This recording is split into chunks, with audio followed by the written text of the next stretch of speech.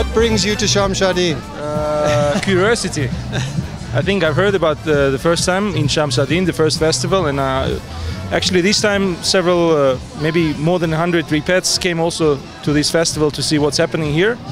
But it's very important to be engaged in these kind of initiatives and projects, and I would encourage all repatriates or diasporans to be involved in these kind of initiatives, help to capitalize these initiatives, because you can make a difference. That's the most important thing about it. Yeah, I think that's been the common theme that we've been talking to Timothy about today, is that, you know, something that you would have thought impossible a few years ago, and look at the amount of people who are here and taking part and who are truly happy, and hopefully this will spur some kind of development in the region, a region that's, you know, Pert is only 3 kilometers from the Azeri border, and they've had a lot of incidences with snipers, so I think this is not only an opportunity for the village people to have a lot of fun, but also at the same time for people to see that it is possible. True, I mean, that's really very vital for the region, especially for remote areas.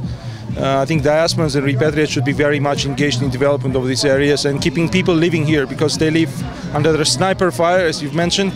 We've seen some of their positions even from the road when we travel to Bert. So yeah, that's extremely important. So my congratulations to organizers of this event. It's a great event.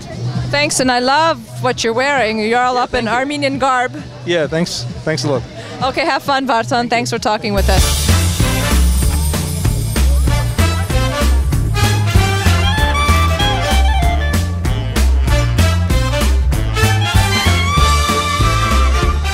Just to remind everybody, we're at the Shamshadin Honey and Berry Festival, the 2nd annual Honey and Berry Festival, and we've met guests from all over the world. We've met with repats, we've met with organizers, and here we have a guest from London, Alenush Avanesyan. Sorry, I'm a little bit out of breath because we ran down here.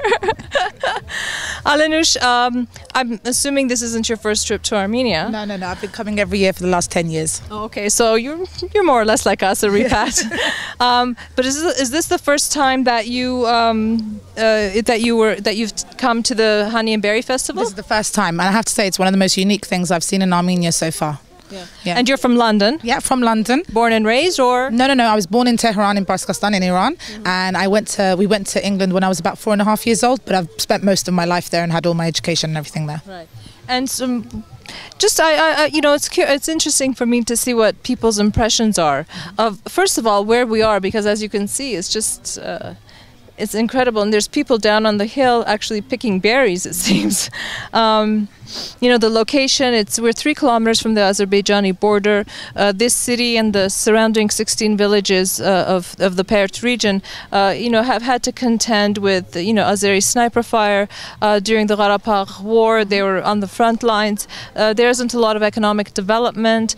Just, you know, your impressions about these kinds of initiatives that are taking place in Armenia. I have to say that one of the reasons why I came today is just generally due to the fact that this kind of initiative is happening, because I think that for a lot of people coming to here, Bert, which is on the kind of border between Azerbaijan and here, is such a long distance from Yerevan for them, and a lot of people are kind of like, what are you doing? Why are you going there?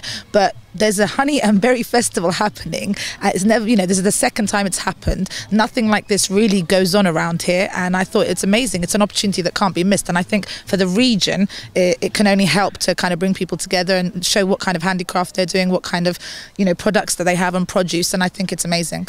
Yeah, and you know, we spoke earlier with the ambassador, Ambassador Heffron, who's the U.S. ambassador to Armenia, and we were saying that something as simple as honey and berry can hopefully spur some kind of change, development in the region. I hope so, because I think that I personally believe there's more than just honey and berry. I think honey and berry obviously is interesting, and I think honey and berry is one of the things, let's say, that are the founding kind of things of Armenia. I think Armenian honey, my dad has been trying to get over to London for the last, I don't know how many years that we've been living there, keeps getting confiscated off him, but he's still trying to take it over.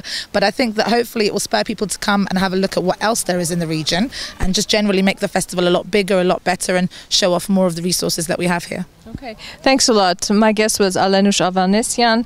She's been visiting Armenia for the past 10 years, every year for the past 10 years.